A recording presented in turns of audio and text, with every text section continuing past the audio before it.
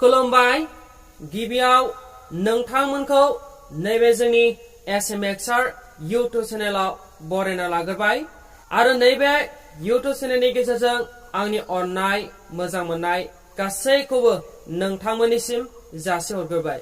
दिनै नोंथांमोननि थाखाय नैबे SMXR YouTube चेनेलनि गेजेरजों मोनसे गोदान भिडिअ लाना फैदों। बे भिडिअनि गेजेरजों जों दिनै ताजमहलनि बागै इनफरमेशन कालेक्ट खालामनानै होनाय जागोन।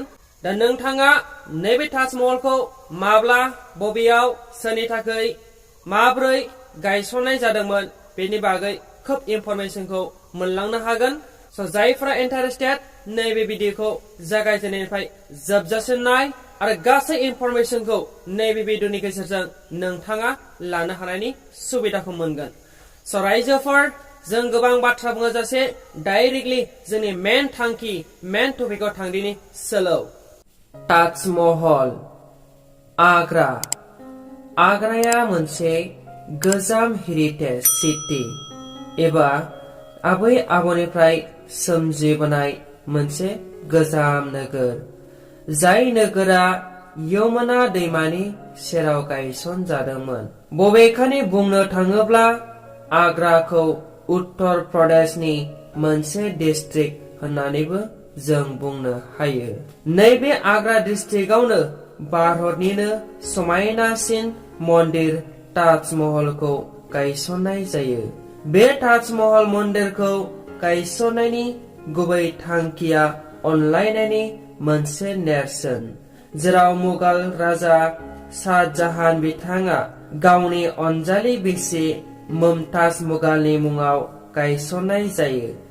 बबेखानि ताजमहल मन्दिरखौबो यमुना दैमानि सेर, जेराव मुगालनि समायना गार्डेन, बेयावनो सुजुग आरो सुबिदाखौ नोजोर बोनानै एराउन्ड 17 हेक्टार्स हाखौ आवग्रिना 1631 निफ्राय 1632 AD नि गेजेराव शाहजाहाना गावनि मावथि हानजाखौ लाना गायसनजेनो। थामहिनबा शाहजाहान बिथाङा 1648 AD खालार खालि ताजमहलनि गायसननाय हाबाखौ कमप्लिट खालामो एबा लुफुंनानै दोनो। 1648 AD मायथाइ खालिनो मुगाल एम्पारर शाहजाहान बिथाङा गावनि अनजालि बिसि मुमताज आरो गुबुन गुबुन सान्थ्रिफोरखौ लानानै बेखेवनाय हाबाफारिखौ लाजेनो।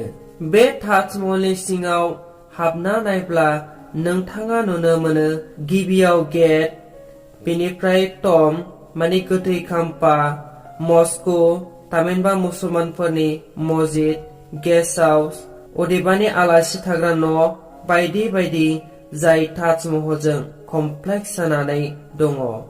ताजमहल मन्दिरखौ लुनाय समाव शाहजाहानखौ मदद खालामग्रा आर्टिस्टफोरा जादों मेनलि जाहांगीर, जाय शाहजाहाननि बिफा, नारजाहान आरो उस्ताद आहमद लाहौरी।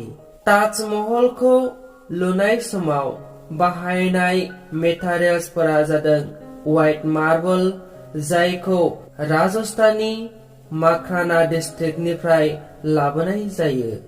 सैंडस्टोन बाला अन्थाइ, जायफोरखौ फतेहपुर सिक्रिनिफ्राय लाबोनाय जायो।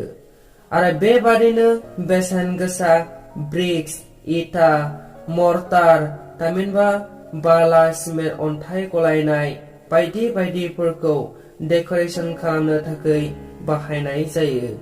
जारिमिनखौ नोजोर बोनानै नायोब्ला जों नुयो ताजमहलखौ लुनाय समाव शाहजाहान बिथाङा गासै एराउन्ड 32 मिलियन थामहिनबा 32 मिलियन रां खरसा खालामो। बे ताजमहल मन्दिराव गोबां धोरोमनि सुबुङानो इसोर सिबिनो हाबनायनि मोन्थायखौ मोनो। दायो बे ताजमहलाव गोबां टुरिस्टफोर एबा बेरायसुला बेरायसुलिफोरानो बेरायनो, फट' लानो, शुटिं खालामनो फेसिलिटिखौ मोननाय जायो। नैबे ताजमहलनि फोरमायथिया एसेनोसै। नोंथाङा बे ताजमहलनि सोमोन्दै मिथिनानै माबायदि मोनदों बिलकुल नोंथाङा कमेन्टनि गेजेरजों आंनि फारसे फिननाय होहर। नोंथाङा नैबे भिडिअखौ नायनो थाखाय नोंथांनिसिम आंनि गोसो गोरबोनिफ्राय रोजा रोजा साबायखर जासिबाय। दा नैबे भिडिअखौ एसेयावनो फोजोबनाय जाबाय। Thank you for watching this video. Bye bye. See you again next time.